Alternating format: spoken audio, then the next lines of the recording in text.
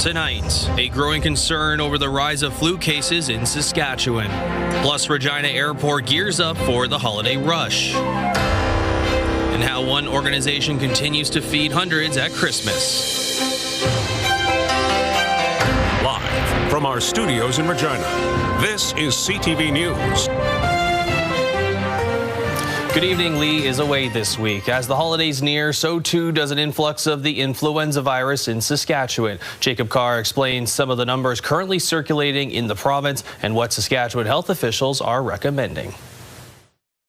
The flu bug is circulating in Saskatchewan, according to provincial health officials. The government of Saskatchewan's latest report from the Community Respiratory Illness Surveillance Program shows that in the past month, influenza test positivity has risen from 13.5% to 40.1%, the highest rate since the start of the flu season. According to the report, about 20% of the population has been vaccinated against influenza. More than 50% of people 65 and older who had highest risk of influenza opted to get the flu shot, so that's really good. People who are younger, 6 months and older, who have underlying risk factors, also in many cases got the flu shot, so that's again good. Since August 24th, there have been over 2,200 influenza detections. One local pharmacy says they have seen an uptick in the number of patients coming in with flu-like symptoms this month, adding the increase in the number of cases during the holidays is an inevitability. I think that all of a sudden we're getting like more of the recirculated air. People are inside. People get little sniffles and stuff like that. Aren't, washing their hands as often as they should, and staying at work when they should probably be at home, and all sorts of things. Both Kosciuszko and Shahab recommend people get their flu shots if they haven't already, not just for their personal health, but for those around them who are more susceptible to the virus, like the immunocompromised, young children, and seniors. It's great if you got vaccinated. If you still didn't get around to it, you can still go and get a vaccine over the next few days and weeks. But the important piece for the holiday season is take care, especially when visiting people who are at highest risk. Vaccinations are still available at walk-in and pop-up clinics through the Saskatchewan Health Authority, as well as many local pharmacies. Jacob Carr, CTV News, Regina. It's the busiest time of the year at the Regina Airport as tens of thousands of people travel for the holidays. It caps off a successful year, which could be one of the best ever for YQR. Wayne Mantika reports. There are family reunions throughout the Regina Airport as loved ones arrive home for Christmas. Andy Van Heerden is waiting for his son from Toronto. Yeah, he's coming home and spend 2 weeks and then we'll be going back. So we're just going to spend some time with the family at home. Yeah, she just came from LA. Neldine Van Heerden hasn't seen her brother in 2 years. So I'm very excited and I'm glad to be spending the holidays with my family. The family reunited in the arrivals hall. It feels great seeing my family. Every single time when I come back, it's such a big blessing to come back and spend the holidays with them. Jewel Van Stone is meeting her son's flight. I'm so excited, but I'm thankful that he is in Canada and I get to see him more often than the ones who are out of the country, so I'm very happy. Derek Van Stone is glad to be home for Christmas. I'm home from Gatineau, and honestly, based on all the rain and freezing and ice we've had, I'm happily back in Saskatchewan, where we typically only have to deal with the dry cold. The holiday season is keeping cab drivers busy. I'm super busy. We got 2-3 trips from the same flight. We picked up land from the airport and dropped in downtown and come back again.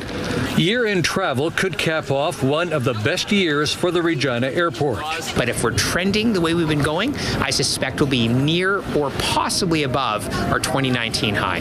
That growth is expected to continue next year, with more people taking advantage of flights to sun destinations and to the United States. Wayne Mantika, CTV News, Regina. Well, sticking with the Regina Airport, the departure fee paid by passengers is going up next year. $40 will be added onto airline tickets beginning on June 1st. The passenger facility fee is currently $30, and the airport uses that money to cover the cost of operations and facility improvements. This extra $10 goes directly into capital programs for things like safety and security, runway overlays, fire trucks, terminal building renovations, and in the short term, we have to really start looking at our international arrivals area, the Canada Border Services area specifically. The passenger facility fee will bring in close to $20 million in annual revenue. It had not been increased since 2023. Well, what was supposed to be a dream vacation is turning into the nightmare before Christmas for one Saskatchewan family thanks to air travel frustrations. We learn more from Keenan Sorokan on how they are doing everything they can to spend Christmas together. From 6 months old to 60 years old, Dion Sprout and 13 other family members from Kipling were hoping to spend the week on the beach in sunny Cancun. This would be just a really special thing for us to do with our family. Braving icy highways to get to the Regina Airport, excitement filled the air until the flight was delayed and ultimately canceled an hour after the plane was boarded and waiting to take off. WestJet says it was because of weather in Regina. To sit on a plane for an hour and have it canceled, and truly Canadian, when they said that, not a person on the plane said a thing. There was no grumbling. From there, Sprout and her family had difficulty getting answers from WestJet. Agents at the airport told them to wait hours for email updates, and calls to the 1-800 number either went unanswered or had you waiting an hour or more for a response. In the hours that followed, WestJet offered to split up the family, with some family getting to Mexico through Seattle, LA, or Denver. But some of those flights were also delayed days later, so the family opted to start from scratch and worked with their travel agent to take off on Christmas Eve and return on New Year's Eve. And if that fails, they're out of ideas. The first thing we're going to look for is a polka band to see if they can take us down. But no, actually, I don't know. We literally don't have a plan. Air passenger rights advocate Gabor Lukács says you're entitled to compensation for many events outside of weather reasons, which is tough to figure out when airlines aren't forthcoming with information. The biggest problem today is not simply refusal to pay, but refusal to provide meaningful, detailed information and correct information that they are required to provide by law. Lukács says not to take an airline at face value and to always ask questions. Sprout says regardless of what happens next, the family will experience it together. That's all we want to do is be together, but we would prefer to be down in Cancun, where we've now paid for twice. Keenan Sorokan, CTV News, Saskatoon.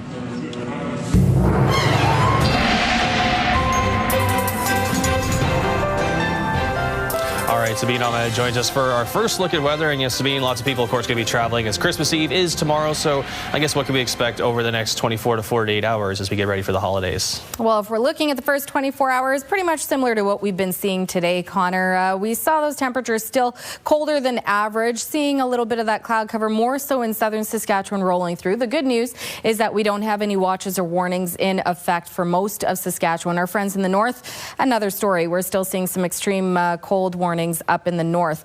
As we head into tomorrow, we will start to see some of that precipitation making its way in, and I'll talk more about that coming up. But take a look at some of the current temperatures we're looking at. More so in the southwest, we're seeing above zero temperatures, +4 for Maple Creek right now, -13 for Regina, -8 for Moose Jaw. Wind chill, of course, making it feel a little cooler, -22 wind chill for Regina, no wind chill for Maple Creek. Now, those above zero temperatures are looking like they may appear in our forecast down the road. But in terms of what's to come for Christmas Day, I'll talk more about that coming up in your full forecast. Connor? All right, thanks, Sabine. A Saskatchewan contracting company has been ordered to pay $8,000 after a workplace injury near Wawota left a worker seriously injured. On December 10th, SMK Contracting pled guilty in Carlisle Provincial Court for one count of violating the occupational health and safety regulations for failing to provide a safe work environment, resulting in a serious injury to a worker. The charges stem from an incident that occurred on July 13, 2023, when a worker fell approximately 14 feet from an unsecured ladder. Well, a Saskatoon family of 7 is picking up the pieces after a devastating house fire destroyed their home east of Saskatoon. Now they are trying to get through one day at a time as the clock ticks down to Christmas. Carla Shinkrig has the story. We were on our way home, roughly 12 o'clock, And we were on Circle Drive and a very kind neighbor phoned us and she said, "Your house is on fire." Lane and Rebecca Gennick are still trying to process what's left of their dream home they just moved into in October. That news of the fire came as they were driving home from church with their 5 kids December 14th. We thought we lived quite close to the city, but it felt like a long ride home. We watched it all the way home and we could see the flames. They arrived at their acreage just east of Saskatoon and watched what was once their family home burn to the ground. Sat in one of our friends' vehicles together and we just took a big breath and we're like, okay, what do we need to do right now? With 5 kids between 2 and 10 years old and in school and activities, the reality set in that life had to go on. They remained positive, thankful they were all together and safe. We need to make sure that we're all fed. We need to make sure we have clothes for the rest of the day. We need stuff for kids for school the next day, Monday, and the kids have skating Monday night. Getting some of those supplies for activities and essentials came thanks to the generosity of friends, family, and strangers. A GoFundMe page was also set up by friends. So many people have been so generous in contributing to that, and every little bit helps. It's been unbelievable. And then our kids' school, they've been putting gifts together and packages together. They're staying at their grandparents' house. Well wishes, like a card signed by 500 students at the kids' school and a delivery to replace lost Christmas gifts, help them get through. They came over one night with an unbelievable amount of toys. The fire is said to have been caused by a faulty gas line. They hope to rebuild in the same spot one day. We love it out here, and we called it home. We were really excited to be out here. Carla Shinkrook, CTV News, Saskatoon. Earlier this month, the Salvation Army opened the Meeting Place, a warming center that operates day and night in downtown Prince Albert. The warming center, which has a maximum capacity of 35, has a seating area for those who need somewhere to spend the night in freezing winter temperatures. The Meeting Place also has food, coffee, and access to bathrooms. The Salvation Army runs the center, but employees at the Métis Women's Association have stepped in to work the shifts while staff are brought on board. We came up with that name last year because we felt it was a little friendlier, a little softer than, oh, let's go to the warming center. The Salvation Army says the center will be open until April. Well, Souls Harbor Rescue Mission hosted their 35th annual community Christmas dinner this afternoon. Dozens of volunteers spent the past 3 weeks preparing for today's feast. 70 turkeys were cooked, potatoes peeled, and pies baked. Souls Harbor expected about 600 people to attend the Christmas dinner, a number that has grown over the years. The mission relies on donations from food to cash to make the event happen and aims to provide more than just a turkey dinner. We want to make sure that everybody feels loved, that they feel Christmassy. Christmas is about friends, it's about family, it's about feeling like you're a part of something. And we want to make sure that our community knows that we love them and we appreciate them. After dinner, everyone received a pair of warm socks stuffed full of Christmas treats and other goodies as they head back out into the cold. Well, Saskatoon's cross-country ski trails have been in use for the past few months, and the skiing community is encouraging folks of all ski levels to give it a try this winter. Hallie Mandrick has more. As snow continues to cover much of Saskatchewan, cross-country skiers are hitting the trails. Yeah, I think it's one of the most accessible sports. You can have a 2-year-old to an 82-year-old do it. If you can stand, you can cross-country ski. The Nordic Ski Club maintains a number of trails throughout the city which are free to use. This level of accessibility is drawing many new people towards the sport, which has been noticed by local retailers like Jeff's wife, who also happens to own Ebb's Source for Adventure. Very accessible compared to, say, maybe something like alpine skiing, where there's maybe a bit more fear because you've got a hill and some speed, but you can pick a flat trail, you can pick a hilly trail. Basically, it's pretty easy to just be able to get out and try it, and you just start sliding your feet and see how it goes. The club president says these trails are intended to encourage outdoor activities during Saskatchewan's colder months. It's growing in popularity because we're a winter country, we're a winter province.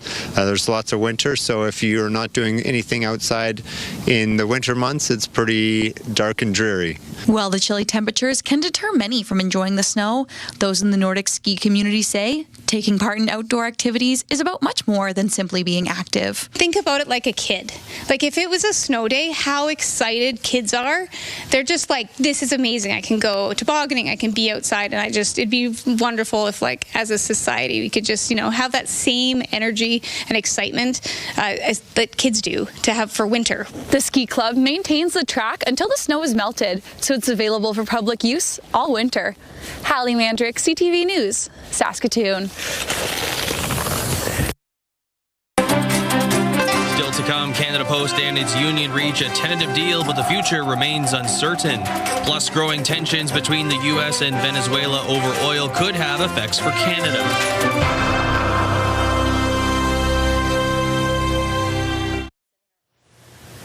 It is a tentative agreement that could turn the page on a rocky labor dispute. Canada Post and its union representing postal workers announcing they found common ground. However, many still question the remain about the future of the ailing Crown Corporation. CTV's Scott Hurst reports. Labor unrest between Canada Post and its union representing 55,000 postal workers and uncertainty about the future forced this Toronto small business to make a choice. We had to go a different route this holiday season. Retailer Province of Canada ships clothing across the country, and by turning away from Canada Post is now relying on multiple carriers to fill the gap. After last year's strike and then this September, we just didn't feel we had the confidence to go into the holiday season with them again. But a tentative deal between Canada Post and the Canadian Union of Postal Workers announced on Monday may at least provide some stability. So on the one hand, short run, good news. In the longer term, it doesn't solve the underlying structural problems. Canada Post said the agreements include a 6.5% wage increase in year one, a 3% hike in year two, and increases matching inflation in years 3 through 5. They also include enhanced benefits and a weekend parcel delivery model, which had been a key sticking point in negotiations. They are still bleeding. They are hemorrhaging incredible amounts of money. So they're a long way away from where they have to be. They've got a huge job ahead to become more dynamic and productive and competitive. And maybe that will be enough to win back at least this Toronto business. I think until this gets fully sorted out properly, then we can maybe reconsider going back to them for next year. Cup W's national board is recommending its members accept the deals. Ratification votes are set to take place early next year. Scott Hurst, CTV News, Toronto.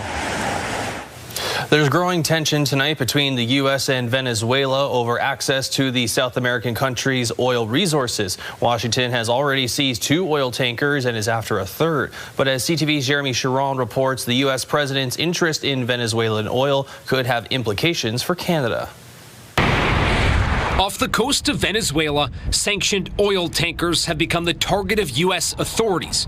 2 have been intercepted and seized already, along with millions of barrels of oil, and Washington says it's after more. Maybe we'll sell it, maybe we'll keep it.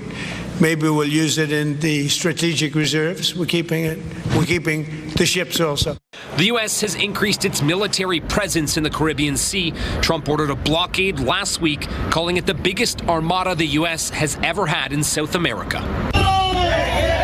Today, Venezuelans hit the streets in protest of the U.S. president they called Pirate Trump, who Monday had this warning for Venezuelan President Nicolas Maduro. He can do whatever he wants. It's all right. Whatever he wants to do. If he wants to do something, if he plays tough, it'll be the last time he's ever able to play tough. Meanwhile, the tension could have implications for Canada. Venezuela has some of the largest oil reserves in the world.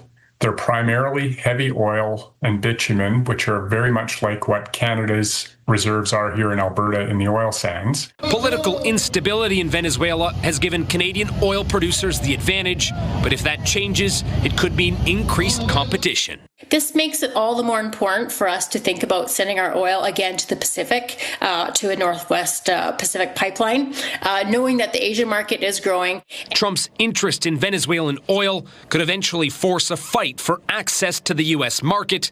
But the question is, how long would it take to build the projects that could start to displace Western Canadian oil?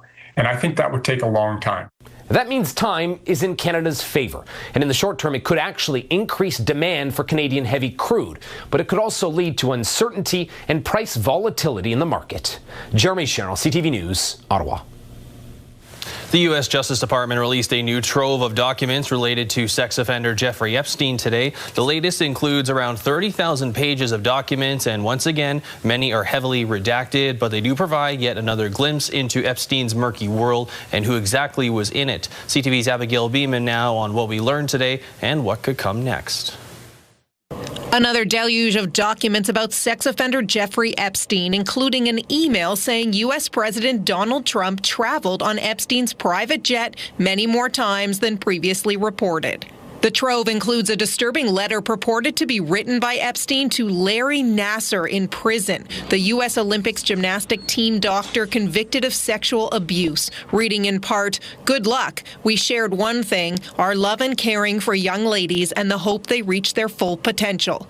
And our president also shares our love of young nubile girls, and life is unfair."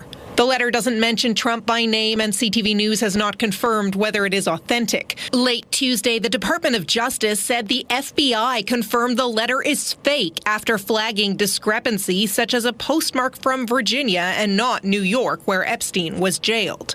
Haley Robson is an Epstein abuse survivor and former Trump supporter. I would love to see number 47 get impeached over this. The Department of Justice posted this controversial message. Some of these documents contain untrue and sensationalist claims against the president, but doesn't mention specifics. It's troubling, to say the least. The statement now from the DOJ being on the defensive when it was really their job to release these documents, their job to properly redact victims' names, that they completely failed to do. What this whole thing is with Epstein is a way of trying to deflect from the tremendous success that the Republican Party has. The slow leak of heavily redacted information has been criticized by both Epstein victims and lawmakers. The scandal continues to plague the president and Republicans ahead of the midterm elections in 2026. Abigail Beeman, CTV News, Ottawa. After the break, your full forecast, plus we sit down with Regina Police Chief Laura Lee Davies with a look ahead to 2026.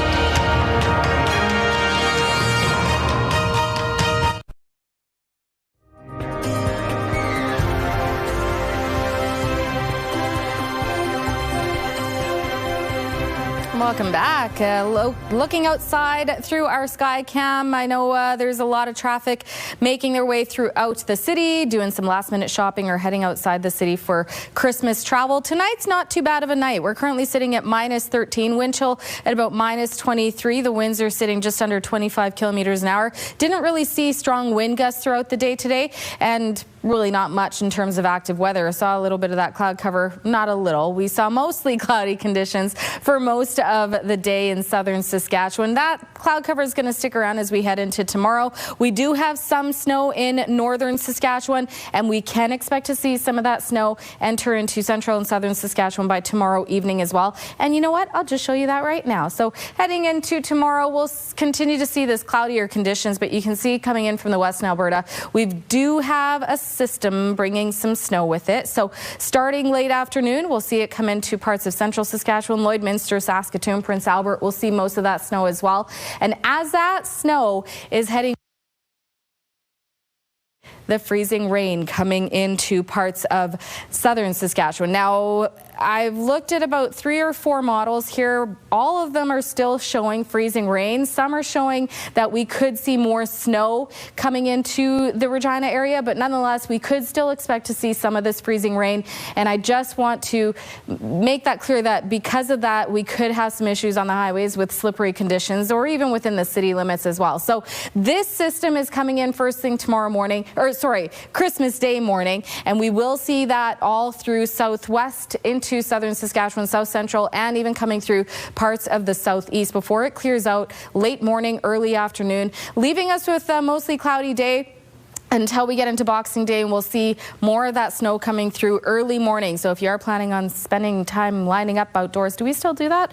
Outdoor for Boxing Day sales, you might want to dress warm. Temperatures, we'll start to see a little warm up, but over the next couple of days, they're still expecting to be a little cooler than our seasonal temperatures. Now, this is a look at what our snowfall totals are looking like. Again, mostly northern Saskatchewan or central northern Saskatchewan seeing more of that snowfall accumulation, and southern Saskatchewan seeing trace amounts with current 2 centimeters for Regina by the time we get into Friday and even into Friday evening. So that's just to keep in mind if you are doing any traveling on the roads. This is a look at your temperatures heading into tomorrow. We're going to continue to see the clouds sticking around. -18 for North Battleford, Saskatoon, and Yorkton. The southwest seeing a little warmer for Maple Creek, -8, cloudy, -13 for Swift Current. Cloudy conditions there and mostly cloudy for Moose Jaw at -16. Southeast, -9 for Estevan, a mix of sun and cloud, and -12 for Assiniboia and Weyburn with a mix of sun and cloud. As we take a look at Regina tonight, -16 is what we're expecting to dip down to this evening with the winds up to 20. Winds are going to stay up to about 20 tomorrow. -13 is the expected daytime high. And again, for reference, usually around this time of year, our daytime high is about -9, -10, so not too bad within that seasonal range. In terms of our next, the tree didn't move. You guys get so upset with me. I'm so sorry. It didn't move. The tree should be here for Christmas Day, so I will make sure that is up to date when we head into tomorrow. But this is a look at your next 7 days. So -13 tomorrow for Christmas Eve, mostly cloudy. By Thursday, again, expecting to see some freezing rain and snow first thing in the morning on Christmas Day. Expected daytime high of -12. By Boxing Day, we'll see a warm up of -8 with cloudy conditions. But by Saturday, winds picking up to 70 wind gusts, and we'll see the snow could affect visibility on the roads. -15 is your expected high. The sun returns Sunday with an expected high of -20. And there's the warm up by Monday, -5, a mix of sun and cloud. And Tuesday, 0, winds up to 50, but mainly sunny.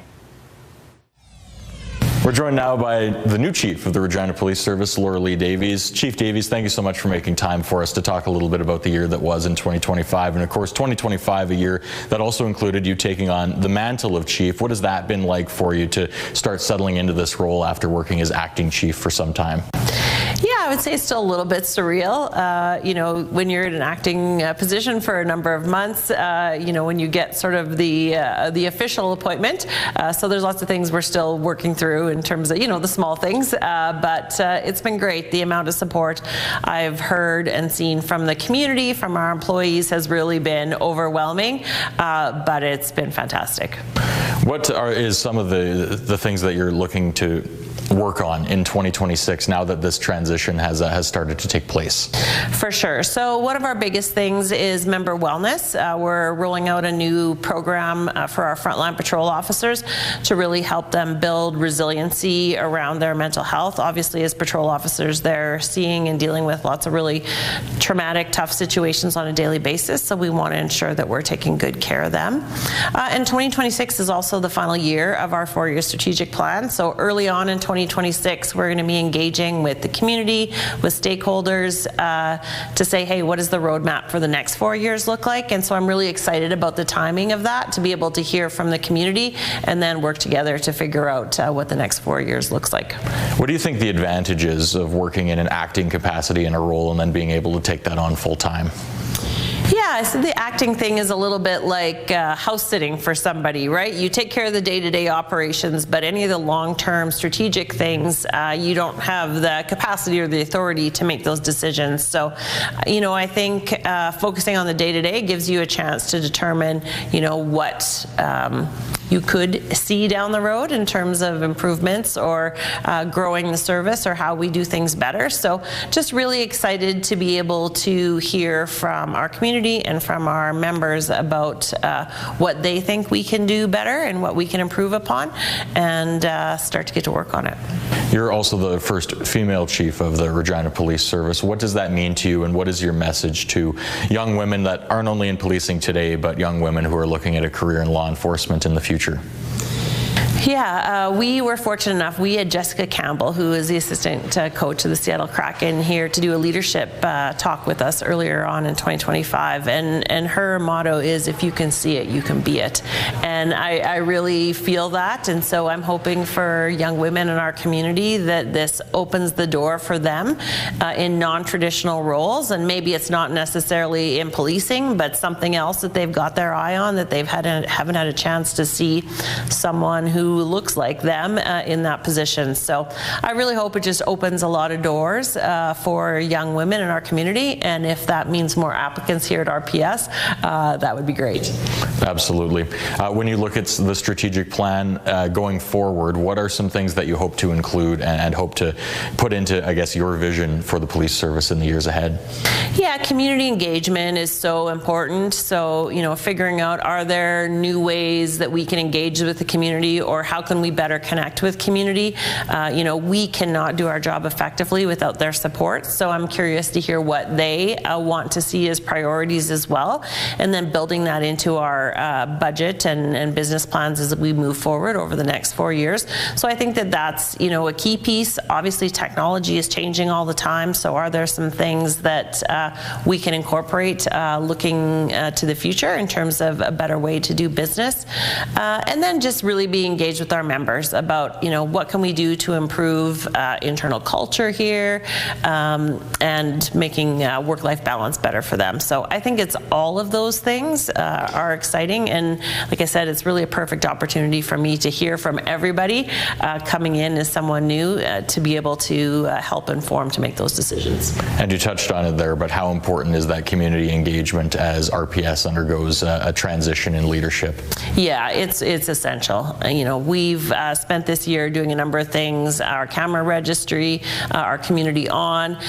So really, we need to be engaged with the community and have them engage with us. So we can't do our job effectively without having their support. And so any way that we can build on that trust, we're for it for sure.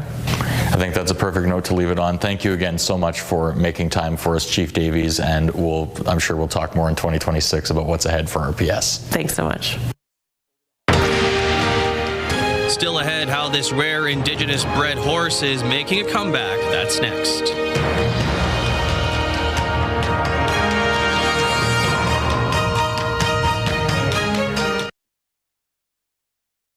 Wardrobe consideration in part by Colin O'Brien Men's Shop.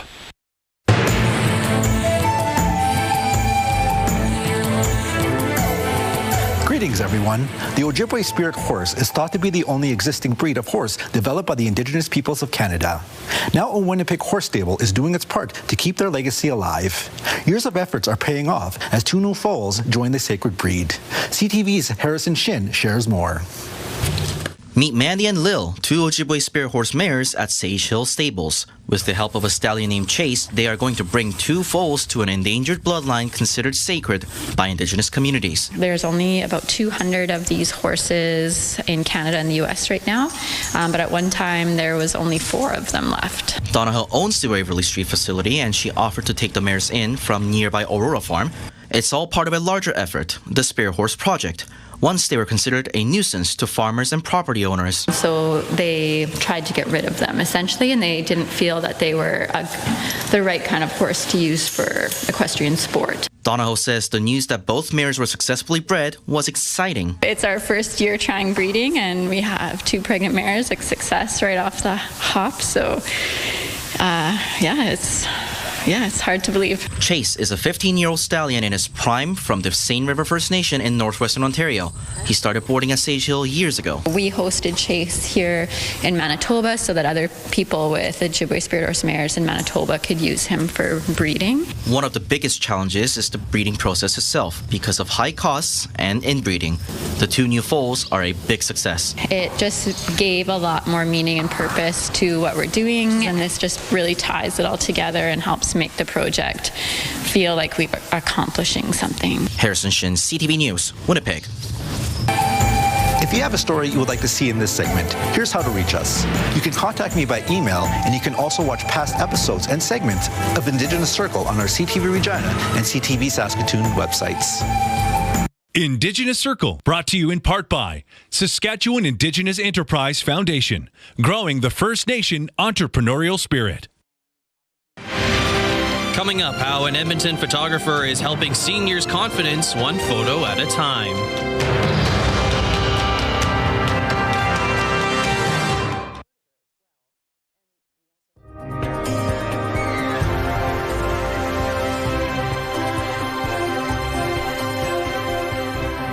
All right, let's take a look at what your rural forecast is looking like heading into Christmas Eve. We'll see a lot of cloud cover, but we also have some snow expected for areas around the Lloydminster area tomorrow. Moderate snowfall at that, -18, -19 and cloudy for Spiritwood, -18 mostly cloudy for Hudson Bay and for Wynyard, -18 and cloudy for Watrous Outlook, and Melfort, -20 mostly cloudy. The closer we get to the southern border, the temperature is a little bit more mild, especially in the southwest there. -8 and cloudy for Maple Creek, -9 and cloudy for East End Cypress. Pilot Butte, Lumsden, mostly cloudy, -13. Kenora and Rosetown seeing cloudier conditions, -18. And then in the southeast, Broadview, -15, mostly cloudy. And Carlisle and Coronach, -10 with a mix of sun and cloud. Taking a closer look at Lashburn, which is located about 100 kilometers east of North Battleford tomorrow, expecting to see snow throughout the day. -20 is the expected daytime high with the winds at about 25 kilometers an hour. But in the Lashburn and surrounding areas, expecting to see up to 10 centimeters of snow tomorrow.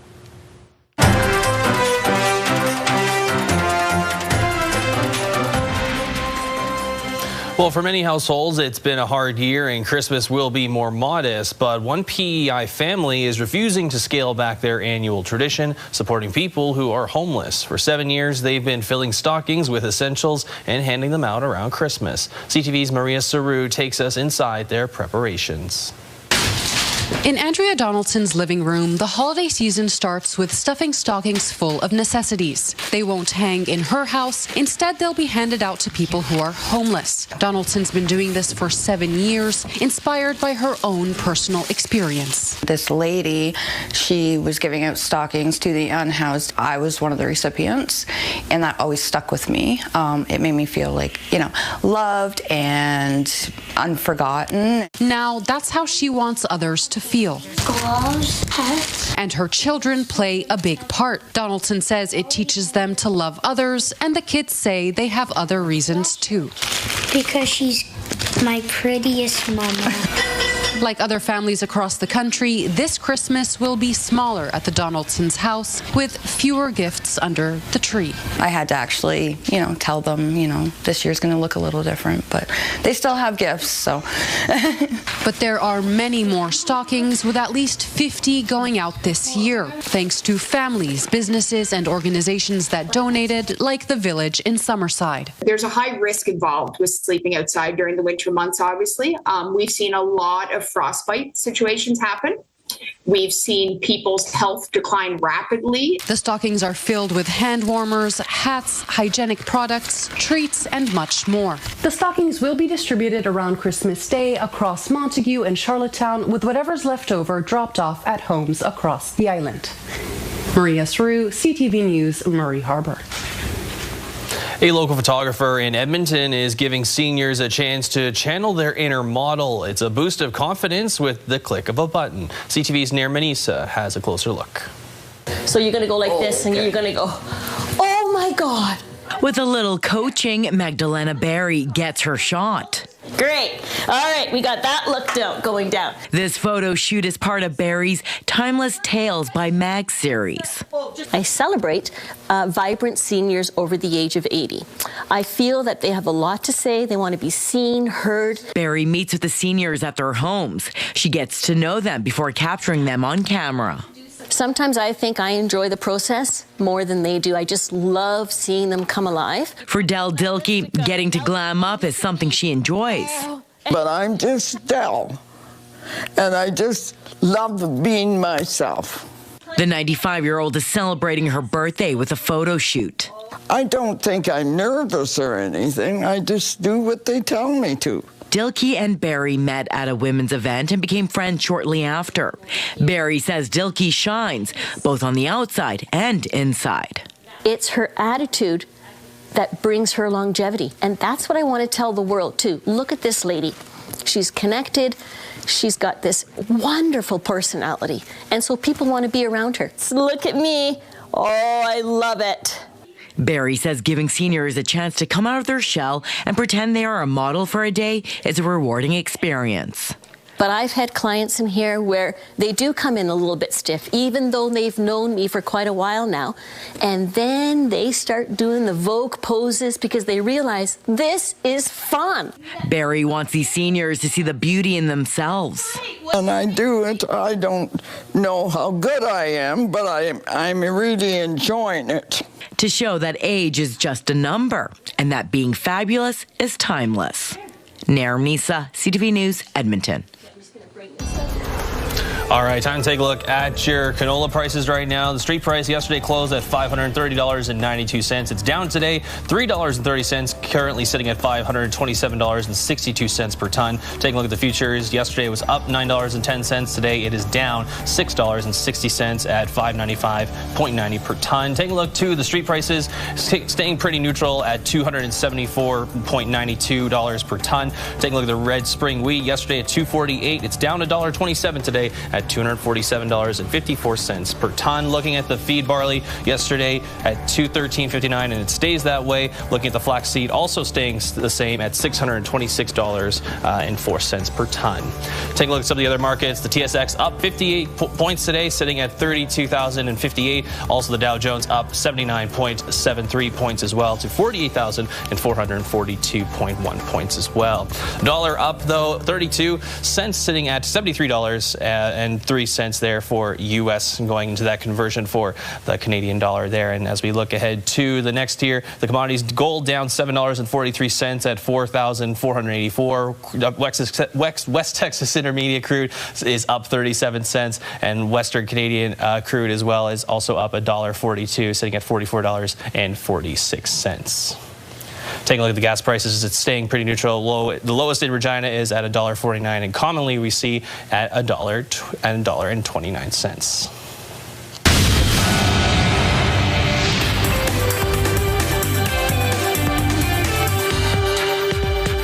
Statistics Canada reported growth in manufacturing in September ahead of this fallback in October. This was the steepest decline since December 2022. Machinery production was down close to 7%. Wood manufacturing dropped over 7%. Washington has a tariff on furniture and wood products like cabinetry that come from Canada. That's dragging the sector down. And a strike by Canada Post workers also hit service industries. The American economy, on the other hand, expanded at an annual rate of 4.3% in the third quarter of the year. That's the fastest growth rate in 2 years. Consumer spending was higher, and the U.S. exported more. There was also increased defense spending by Washington. According to Visa, Canadians seem to be spending more this holiday season. Early indications put spending up over 4%, and it says close to 90% of the shopping happened in-store as opposed to online. The U.S., U.K., and Australia are seeing a similar trend. Those are your business headlines. I'm Morella Fernandez.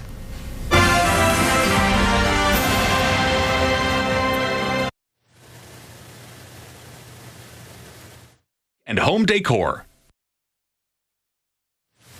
Well, seniors at a Saskatoon care home put on quite the Christmas performance.